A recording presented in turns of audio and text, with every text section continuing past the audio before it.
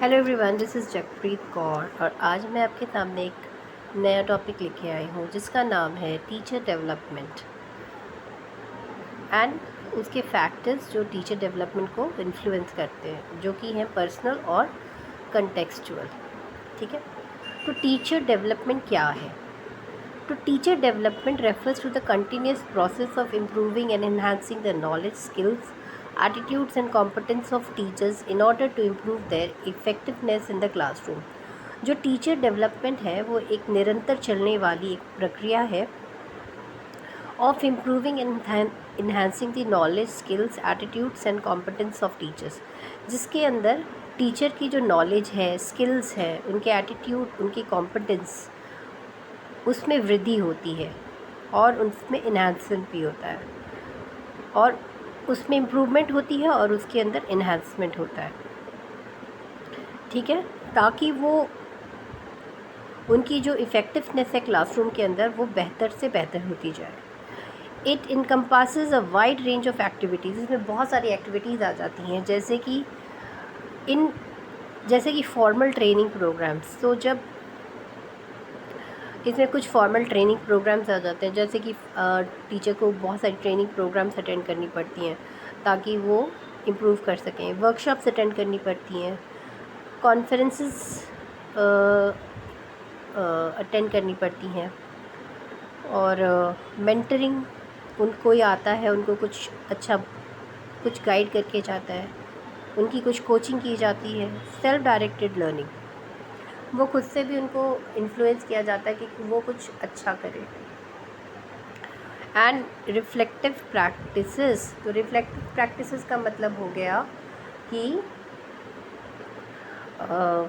मतलब वो खुद से अपने आप को मतलब सेल्फ रिफ्लेक्शन के अंदर जाएं कि वो कहाँ इम्प्रूवमेंट कर सकती हैं और वो कहाँ इम्प्रूवमेंट नहीं कर सकती और कहाँ उनको चेंज होना है, कहाँ उनको चेंज नहीं होना है।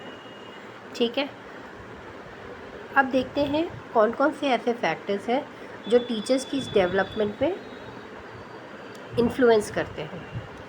कुछ पर्सनल फैक्टर्स हो गए, तो पर्सनल फैक्टर्स में आ गया motivation. The intrinsic motivation and dedication of teachers to improve their teaching skills and knowledge play a crucial role in their professional development। तो जो मोटिवेशन है, वी नो दैट वो दो टाइप के होते हैं, एक इंट्रिंसिक होता है, एक एक्सट्रिंसिक होता है। तो जो इंट्रिंसिक मोटिवेशन होता है वो टीचर को इम्प्रूव करने में हमेशा मदद करता है। टीचिंग नॉलेज, उनकी स्किल्स, उनके नॉलेज में इम्प्रूवमेंट लाने में मदद करता है। ठीक है, फिर उनके एटीट्यूड्स और beliefs. Teachers believe about teaching and learning as well as their openness to new ideas and willingness to change can influence their development. Teacher के उनके खुद के बिलीफ सिस्टम कि वो उनको बेहतर होना है, मतलब उनको और मतलब अपने अंदर बदलाव लेके आना है। She should not become stagnant कि मुझे इतना कुछ आ गया तो यही बस है।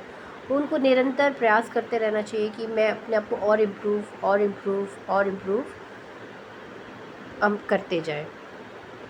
तो ये उनका बिलीफ सिस्टम होना चाहिए, ये उनका एटीट्यूड होना चाहिए। मतलब ये नहीं कि मुझे ये स्किल्स आके तो मैं अपने आप को मतलब समझ रही हूँ कि मुझे सब कुछ आ गया, ऐसा नहीं होना चाहिए। क्योंकि नॉलेज एक ऐसी चीज़ है, आपको जितनी भी प्राप्त हो वो कम है। तो इट शुड बी लाइक आपको हमेशा झुके हुए रहना चाहिए कि मुझे मतलब जितनी भी नॉलेज और मिल सकती है, हमें कोशिश यही करनी चाहिए। फिर आता है self efficacy. Teachers' confidence in their ability to teach effectively and overcome challenges is a significant factor in their personal growth।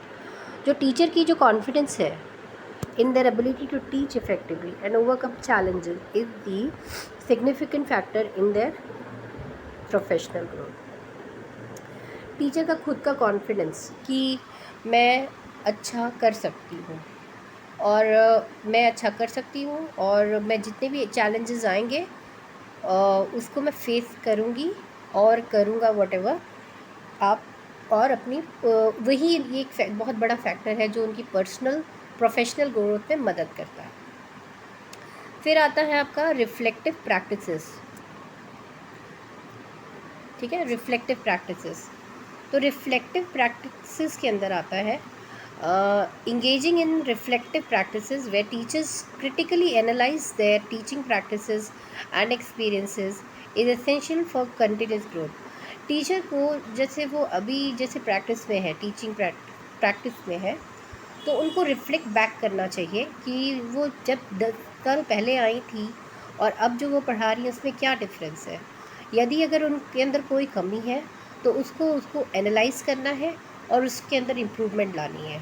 इसी को रिफ्लेक्टिव प्रैक्टिस कहते हैं। ठीक है, अब होता है गोल सेटिंग। तो गोल सेटिंग में establishing clear goals for professional growth and development can guide teachers in learning endeavours.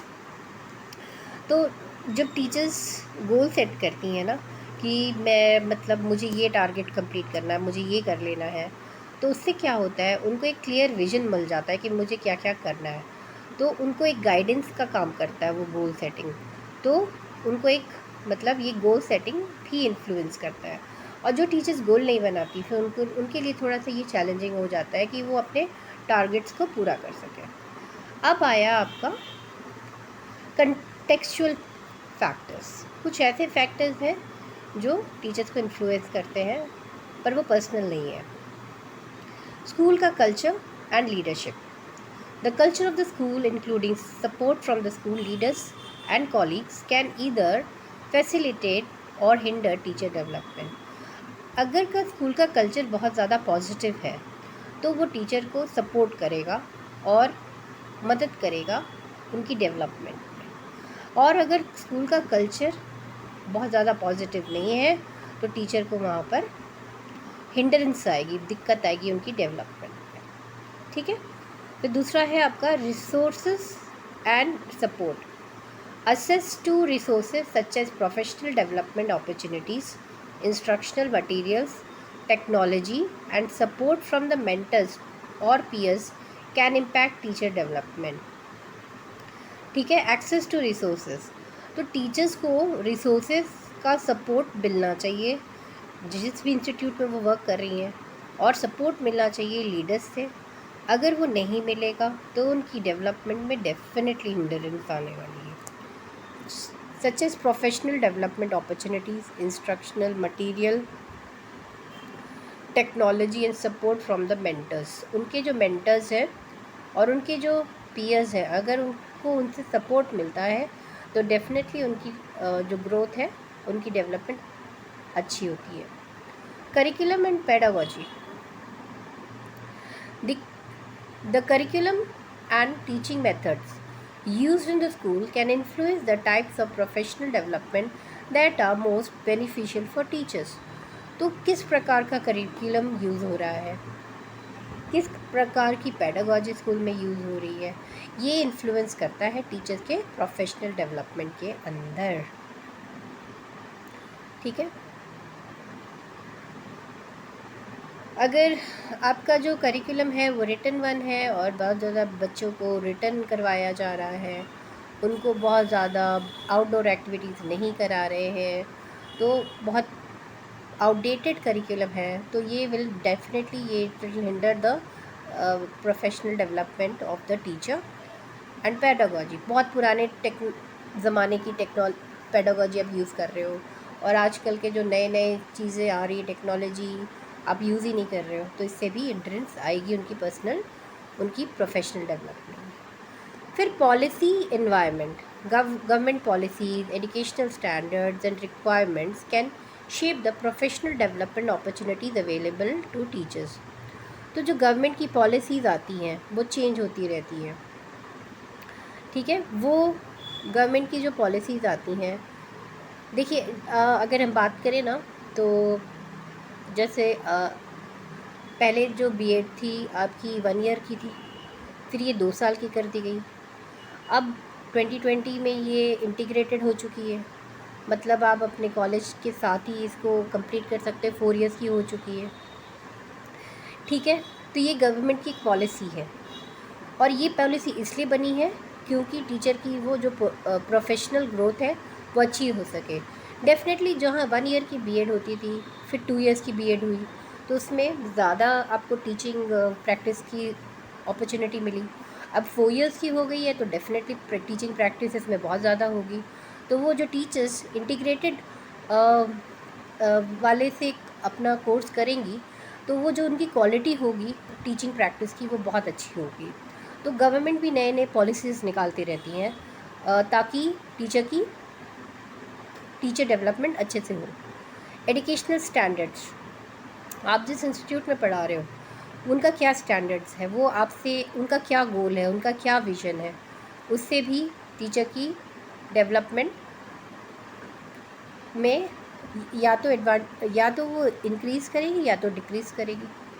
And requirement can shape the professional development. और वो उस स्कूल का या उस इंस्टीट्यूट का क्या रिक्वायरमेंट है उससे भी उसकी प्रोफेशनल डेवलपमेंट में हिंड्रेंस आएगी या फिर उनको अपॉर्चुनिटी मिलेगी। ठीक है। फिर student diversity, the diverse needs and background of students in the classroom can drive teachers to seek professional development to better support their students। क्योंकि जो क्लासरूम होती है उनमें अलग अलग स्टूडेंट्स होते हैं, उनकी नीड्स अलग होती है, उनकी बैकग्राउंड्स अलग होते हैं। In the classroom can drive teachers to seek professional development. तो डेफिनेटली हर एक स्टूडेंट को जानना थोड़ा सा चैलेंजिंग है। हम लोग सब बच्चों को तो उतने अच्छे से नहीं जान सकते क्योंकि उनकी नीड्स अलग है, उनके बैकग्राउंड्स अलग हैं। तो उनको जानने के लिए टीचर को एक प्रोफेशनल डेवलपमेंट कोर्स की ज़रूरत है ताकि वो अपने स्टूडेंट्स को बेटर सपोर्ट कर सकें। बाय वो considering both personal and contextual factors, education leaders and policy makers can design effective teacher development programs that meet the need of educators and ultimately improve the student outcomes। ठीक है। तो इन दोनों factors को consider करते हुए education leaders और जो policy makers हैं वो एक इफ़ेक्टिव टीचर डेवलपमेंट प्रोग्राम बना सकते हैं। उनको इन दोनों फैक्टर्स को कंसिडर करना पड़ेगा जब भी वो टीचर डेवलपमेंट प्रोग्राम बनाएंगे, that so that the meet the needs of educators and ultimately improve the student outcomes। I hope this topic was clear to you। इसमें ऐसा कुछ डिफ़िकल्ट नहीं है, पर फिर भी हम लोग एक बार इसको देख लेते हैं। हमने डिस्कस किया टीचर डेवलपमेंट। टीचर डेवलपमेंट क्या है? ये कंटिन्यूस निरंतर चलने वाली प्रक्रिया है जिसमें टीचर की नॉलेज, उनके स्किल्स, उनके एटीट्यूड्स और उनकी कॉम्पिटेंसी में वृद्धि होती है। और इसमें बहुत सारी चीज़ें आ जाती हैं जैसे कि workshop, conferences, mentoring, coaching, self directed learning and reflective practice. तो 2 चीज़ें जो टीचर डेवलप को इन्फ्लुएंस करती है वो है उनके पर्सनल फैक्टर्स होते हैं और उनके कंटेक्सचुअल फैक्टर्स होते हैं। तो पर्सनल फैक्टर्स के अंदर मोटिवेशन आ जाता है, टीचर का खुद का बिलीफ सिस्टम आ जाता है, सेल्फ एफिकेसी आ जाती है और रिफ्लेक्टिव प्रैक्टिसेस आती हैं और गोल सेटिंग आती है। और कंटेक्सचुअल फैक्टर्स में आ जाते हैं आपके school culture and leadership, resources and support जो उनको मिल रहा है, करिकुलम एंड पेडागोजी जो प्रैक्टिस हो रही है, पॉलिसी इन्वायरमेंट जो पॉलिसी गवर्नमेंट की क्या पॉलिसीज़ है तो वो उससे भी उनकी डेवलपमेंट में फ़र्क आएगा।